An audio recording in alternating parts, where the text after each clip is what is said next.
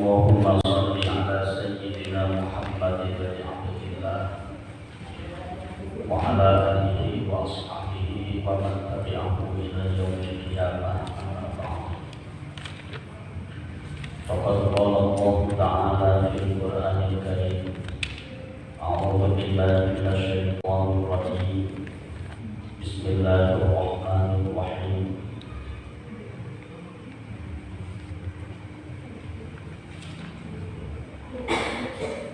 Ya ayyuhalladzina amanu la tubtilu shadaqatikum bil manni wal adha. Al-ayat sadaqallahul azim. Puja puji dan syukur marilah kita panjatkan kehadirat Allah Subhanahu wa taala.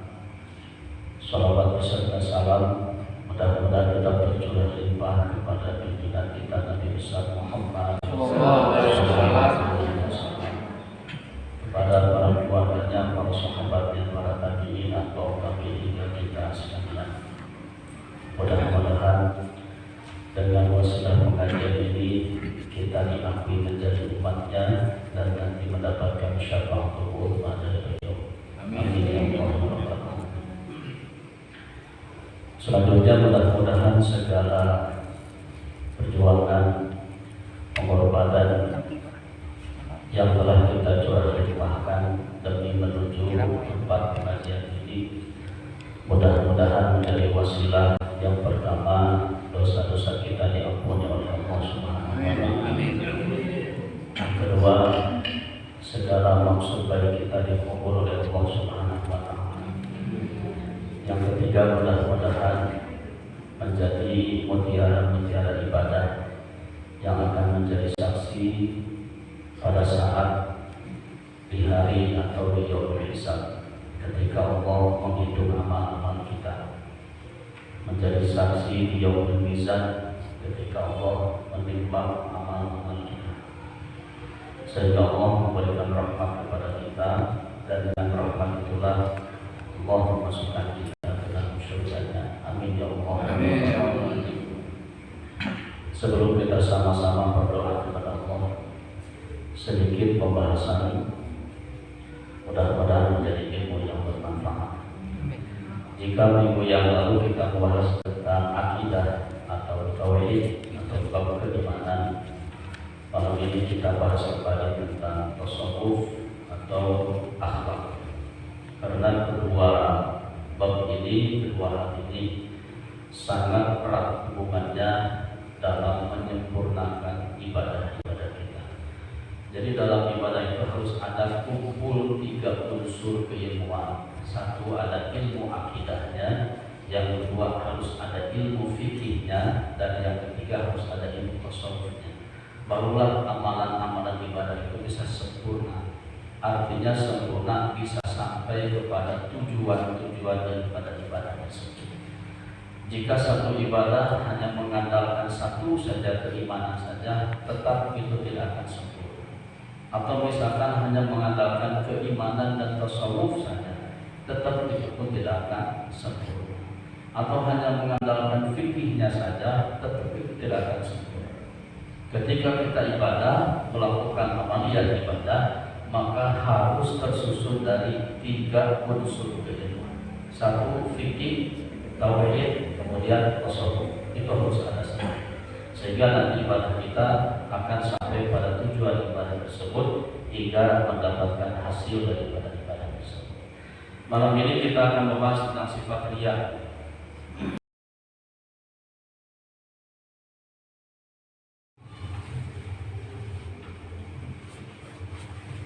Pada selain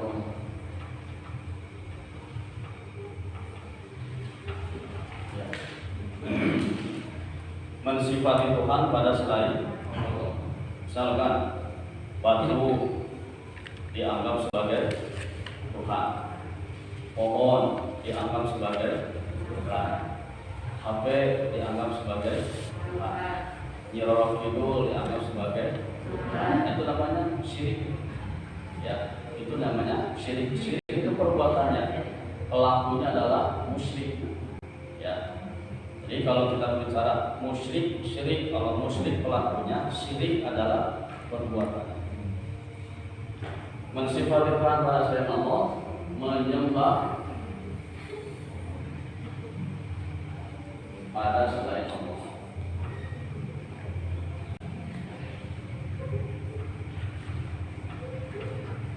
Nah ini namanya syirik, Pak. Nyembah batu, nyembah patung, nyembah gunung, nyembah pohon, nyembah pekerjaan, nyembah batu ali. Nah ini namanya syirik. Ayo nyembah batu ali syirik itu. Asal ulah dia Allah batu ali. Ayo nyembah cuma kena nama sarwa aja nyembah dia salah kurang. Itu syirik. Sarwa aja kurang mandi, itu syirik mandi. Kamu nyembah keris syirik itu. Ya harus ngubah keris itu jadi bersih. Dan ketika kita mensifati keris seperti Allah atau menyembah pada keris, itu namanya syirik. Atau misalkan lamun batu ieu, batu ali ieu dagang mau apa itu, nah itu namanya syirik, Pak. Berarti secara tidak langsung yang meyakini bahwa si ali ini punya kekuatan, ya, punya kekuatan untuk melancarkan usahanya, padahal itu sama sekali tidak. Itu namanya syirik. Ya, harus banyak syiriknya. Nah, ini yang disebut dengan syirik. Satu, syirik itu mensifati Tuhan pada selain Allah. Dua, menyembah pada selain Allah. Jadi ketika seseorang menyifati ketuhanan atau menyembah kepada selain Allah, itu adalah perbuatan syirik. Syirik terbagi dua. Satu, ada syirik kecil, syirik besar. Dua, ada syirik kecil.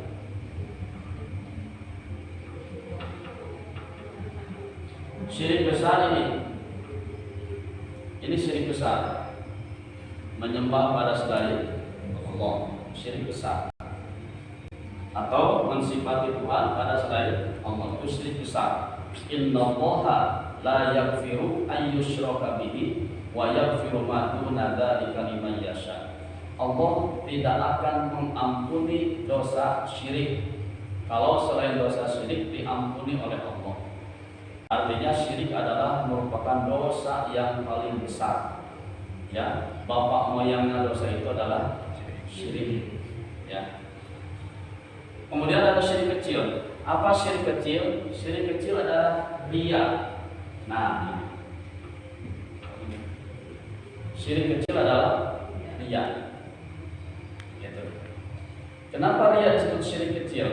Karena orang yang melakukan perbuatan riya itu biasanya memiliki satu atau dua tujuan. Selain ingin mendapatkan pujian dari Allah, juga ingin mendapatkan pujian dari selain Allah. Berarti mendua. Ayo wajah kamu diimah, ayo telepon kamu orang. Mana terusnya? Terus wajah kamu diimah, ayo telepon kamu orang. Itu namanya riya. Jadi riya itu memiliki bercampurnya tujuan. Ya, tujuannya ada yang karena Allah, ada yang karena manusia. Ya. Jadi ku Allah yang mana pahala, ku manusia oke yang dipuji. Itu namanya riya. Maka ketika bercampur antara dua keinginan ini namanya adalah syirik. Ya, syirik kecil, riya namanya. Ya. Nah, apa definisi riya? Secara bahasa, riya ini secara bahasa diambil dari kata ro'yun. Ya.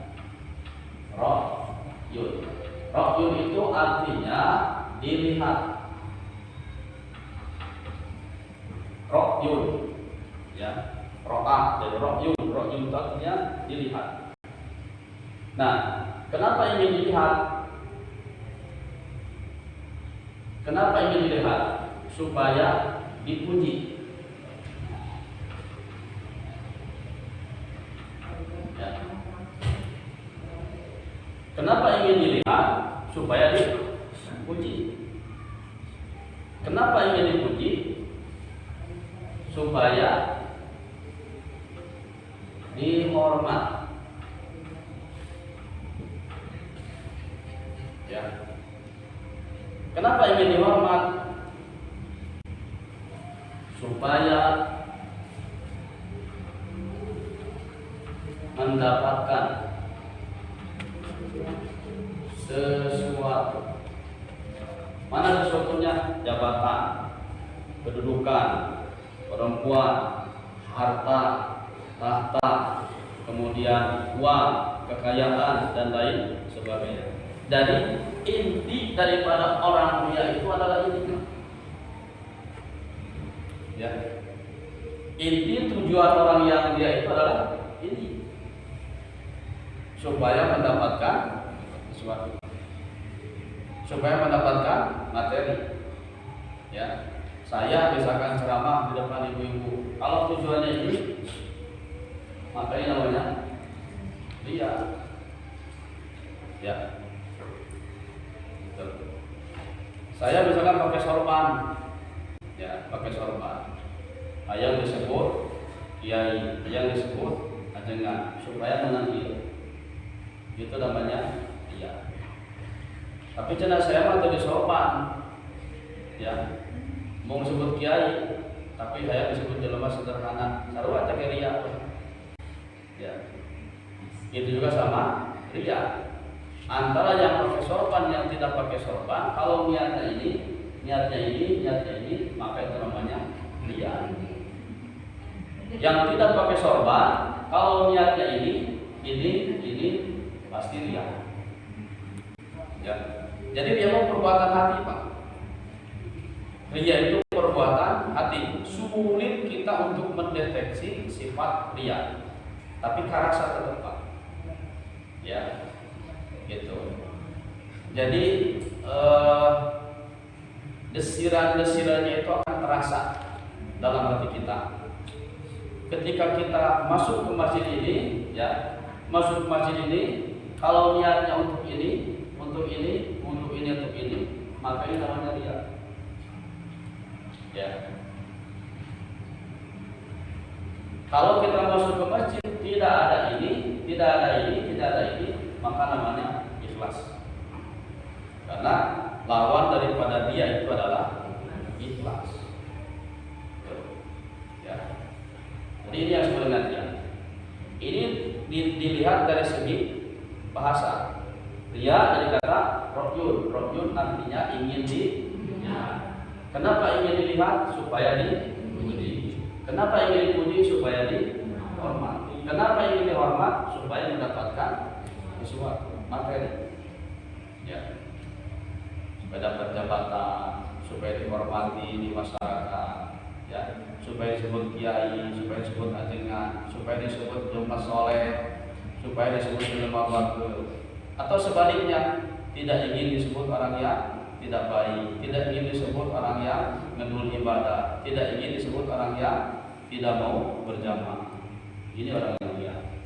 Ini baru dari segi bahasa. Nah, ria yang dimaksud adalah, ya, ria yang dimaksud adalah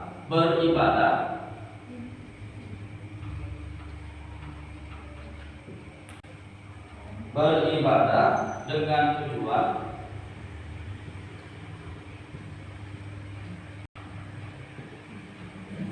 untuk seseorang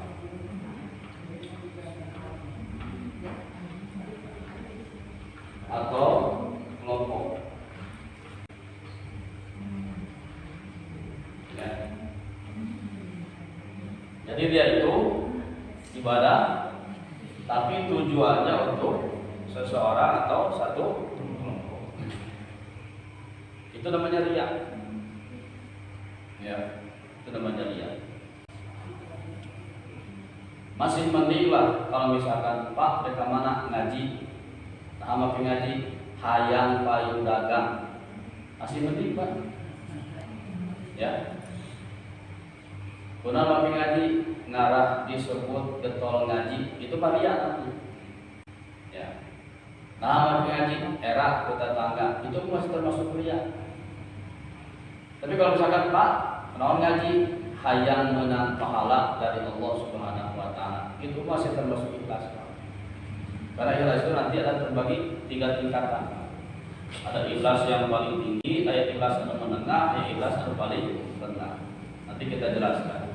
Lawan daripada ria itu adalah ikhlas.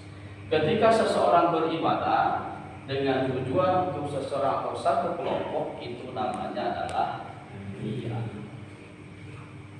Atas tuh, atas riadanya, gampil tuh, gampil memahaminya, gampil. Ngalaksanakeun anak, pada ya, pada kenapa? Selama kita terikat dengan ilmu, kita selama terikat dengan kepentingan duniawi, kepentingan materi, maka ria itu akan selalu ada.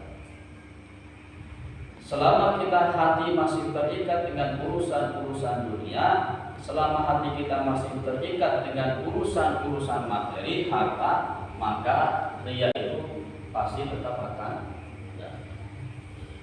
Ya. Nah, maka ini yang harus dihilangkan. Ya. Bukan berarti hartanya yang dihilangkan, bukan pekerjaan yang ditinggalkan, bukan emasnya yang dibuang, tetapi sifatnya yang diperbaiki, dihilangkan sifatnya. Ya, kan hebat, nya ikhlas, nya beunghar, nya ikhlas, nya uangnya banyak, nya ikhlas, nya pangkatnya tinggi, nya ikhlas, nya badannya tinggi, nya ikhlas, nya jadi mendapatkan kehormatan di masyarakat. Kan lebih hebat daripada sebaliknya. Ya.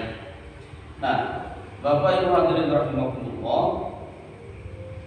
dalam pembahasan dia itu ada 3 hal yang penting dibahas. Nah, ini pengertian bisa dipahaminya, bisa dipahami pengertiannya. Baik. Jadi ria itu termasuk pada syirik, walaupun syirik kecil. Berarti kalau termasuk syirik, ria itu termasuk dosa yang besar. Ya, ria termasuk dosa yang besar.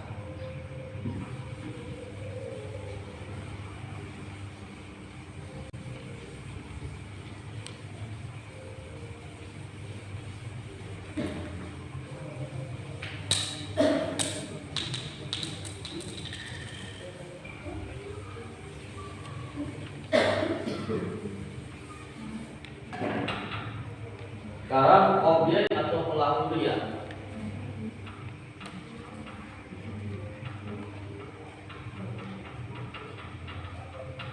Objek atau pelaku ria. Ini terbagi 4. Jadi seseorang yang ria itu, pertama, ingin pujian, tidak ingin pahala.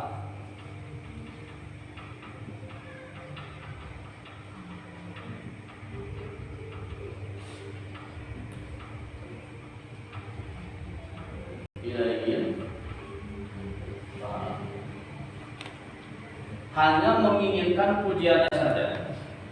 Aktivitas ibadahnya itu hanya menginginkan pujian dari manusia saja, tidak ingin mendapatkan pahala dari Allah. Ini paling buruk, ria yang paling banget, ria yang paling atas. Contoh, sholat, gitu ya. Sholat, lamun ayat lemah, lamun pangijeng lemah. Lamun pangijeng kelompokna, Allah mah jelema, Allah mah kelompokna itu sholat. Ayo kita Bu. Iya. Lamun pangijeng dudungan anak sholat, dudungan mah atau sholat. Nah, amang ke sholat, dudungan anak. Ya, dudungan anak. Lamun ayah misalkan tetanggana rek sholat. Mang, tadi mau sholat panai tetangga, ayah atau sholat pandu tetangga.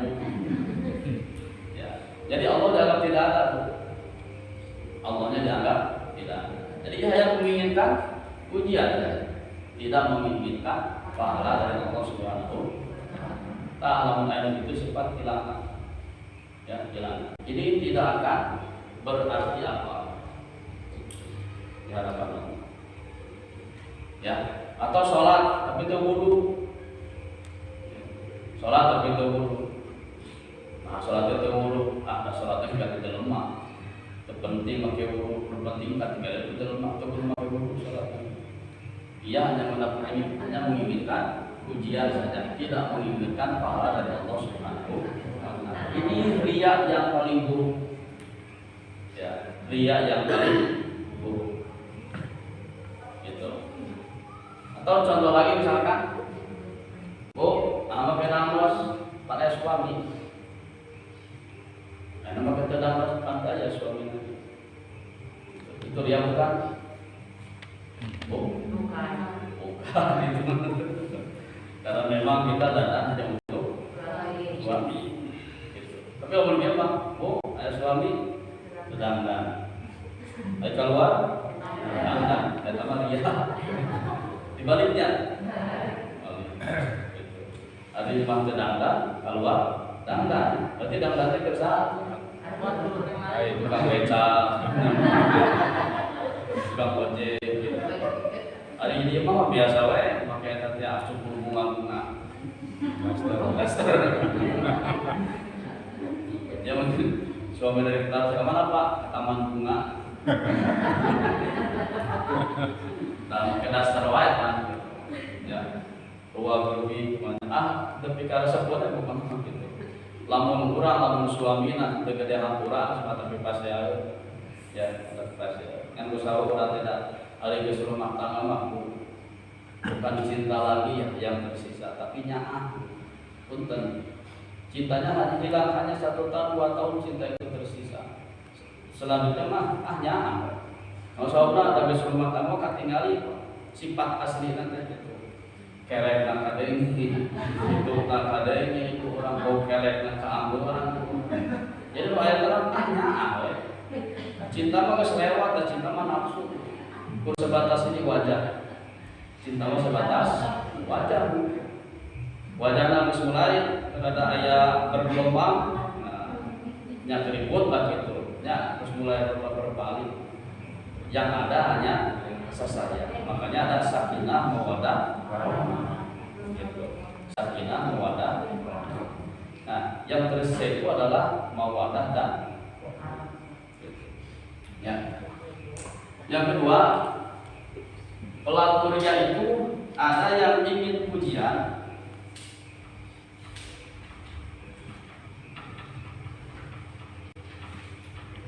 lebih besar dari ingin pahala. Ya. Jadi ingin pujiannya tetap lebih besar daripada ingin pahala. Ya sama-sama juga. Ya. Masih hampir sama dengan ini. Gitu. Ya. Lamun aya orang karek sholat. Oh, jelema mah geus sholat. Ya. Jadi ingin pujiannya lebih besar daripada ingin pahala. Makanya pahala dari Allah tepati pahala. Ya tuh. Pokoknya mah hayang ieu ya pujian dulu nganti pimpinan. Ya, namanya penjilat orang dia. Ya. Ingin pujian lebih besar daripada ini. Kenapa saya jelaskan seperti ini? Ini detail ya. Jadi terkadang orang ada yang seperti ini, ada juga yang seperti ini karakternya. Gitu. Untuk sampai ke sadayana, mungkin dikikir sadayana, kayak dianggap rata semuanya. Orang itu tidak mau pahala dari Allah. Terkadang orang ada yang ini, ada yang ini.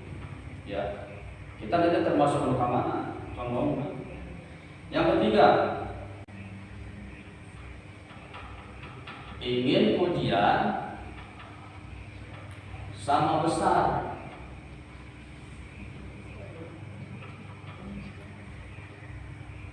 dengan ingin pahala. 50-50 kosong 50. Ya. Ingin pahalanya besar, tapi ingin pujian oke besar. 50 dikurang 50 nol. Ya.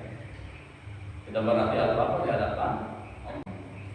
Ieu mah 70-30, ieu mah 100 kosong, perbandingan nanti ya, dibandingin 100 banding kosong. Ieu mah 70 banding 30. Ieu mah 50 banding 50. Nah, tetap ini yang 1, 2, 3 jelek. Ya. Jelek semua. Ya, gitu. Yang keempat, ya, yang keempat. Nah, yang keempat itu plus kosong. Bila dilihat orang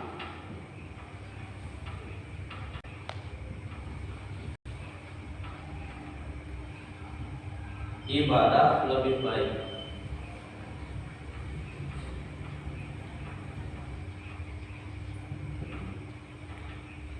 bila tidak dilihat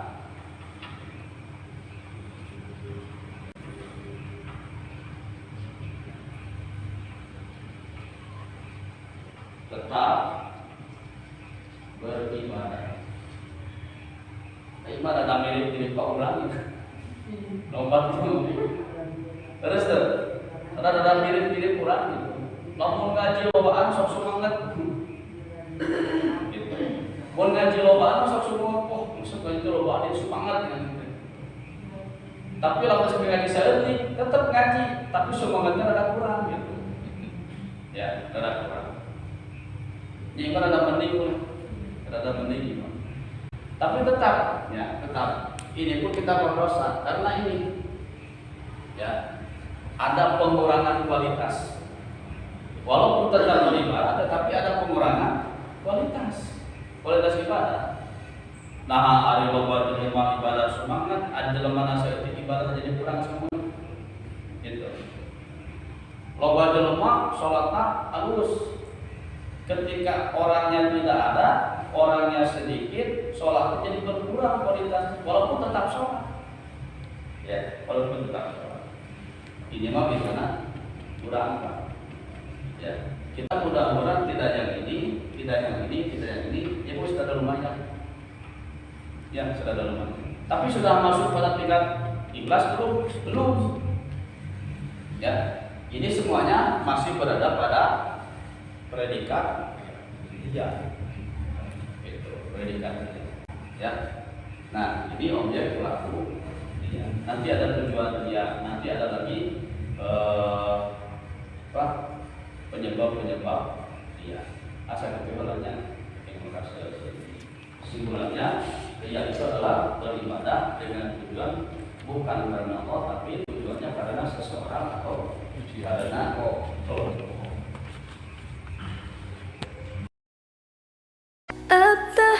التحيات